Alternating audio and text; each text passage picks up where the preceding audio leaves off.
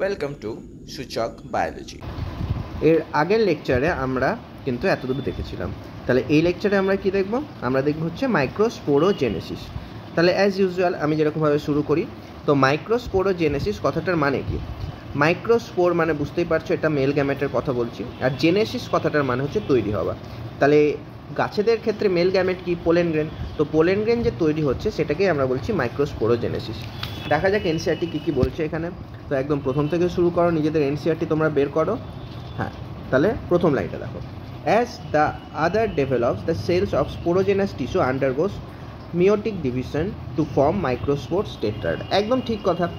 এবার তোমরা বলতে পারো স্পোরোজেনাস টিস্যু কি? এর আগের লেকচারেই আমরা দেখালাম যে এই যে পোরোজেনাস টিস্যু, এটা কি যখন ইয়ং আছে অ্যান্থার, সেই সময় যে এইখানে তোমরা দেখলে এই স্পোরাঞ্জিয়ামগুলো রয়েছে, তো এটার মধ্যে ইয়ং স্পোরাঞ্জিয়ামের মধ্যে কিন্তু স্পোরোজেনাস টিস্যু থাকে। এটাই পরবর্তীতে গিয়ে ম্যাচিওর হয়ে পরে মিওটিক ডিভিশন করেই মাইক্রোস্পোর টেট্রাড তৈরি করছে, আর এই মাইক্রোস্পোর টেট্রাডটাই পরবর্তীতে পোলেন গ্রেন তৈরি করছে। এইটাই এখানে বলেছে। তারপরে কি বলেছে?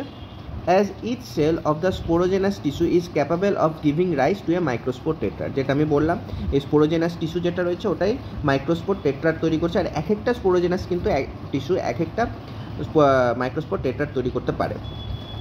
each one of is potential pollen or microspore mother cell।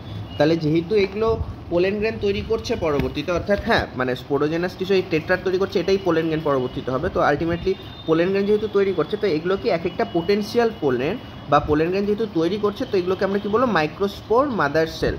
Microspore mother sell, microspore বলতে আমরা কি বুঝছি এখানে? পোলেন গ্রেনের কথা। তারপর এখানে কি বলেছে পরের লাইনটা দেখো, the process of formation of microspore from a pollen mother cell through meiosis is called microsporogenesis. তো সেই কথাই আবার ঘুরিয়ে ফিরিয়ে বলছে, যেই প্রসেসের মাধ্যমে মাইক্রোস্পোর অর্থাৎ পোলেন গ্রেনটা যে তৈরি হচ্ছে, কোথা থেকে তৈরি হচ্ছে? এই পোলেন মাদার সেল থেকে তৈরি হচ্ছে। এই প্রসেসটাকেই আমরা বলছি মাইক্রোস্পোরোজেনেসিস। তো জেনেসিস মানে কি? তৈরি হওয়া। The microspore as they are formed are arrange in a cluster of 4 cells, যেটাকে আমরা মাইক্রোস্পোর টেট্রাড বলছি। দেখো মিওসিস হওয়ার পর আমরা কি জানি? যে 2n থেকে 2n অর্থাৎ ডিপ্লয়েড সেল থেকে 4টা হ্যাপ্লয়েড সেল তৈরি হয়। তো এই যে হ্যাপ্লয়েড 4টা সেল তৈরি হলো, তো একদম প্রথমের দিকে এরা একসাথে থাকে, যে যাদেরকে আমরা কি বলছি? Microspore tetrad. এটাই পরবর্তীতে গিয়ে কি হচ্ছে? ডিহাইড্রেট হচ্ছে, অর্থাৎ জল বেরিয়ে যাচ্ছে, ম্যাচিওর হচ্ছে, আর এইটাই পোলেন গ্রেন তৈরি করছে। এই 4টে যেটা হ্যাপ্লয়েড সেল হলো সেটা। তো এই কথাটাই এনসিইআরটি বলেছে, as the anther mature and dehydrate the microspores dissociate to form each other and develop into pollen grain। তো এগুলোই একে অপরের থেকে আলাদা হয়ে যাচ্ছে আর পোলেন গ্রেন তৈরি করছে।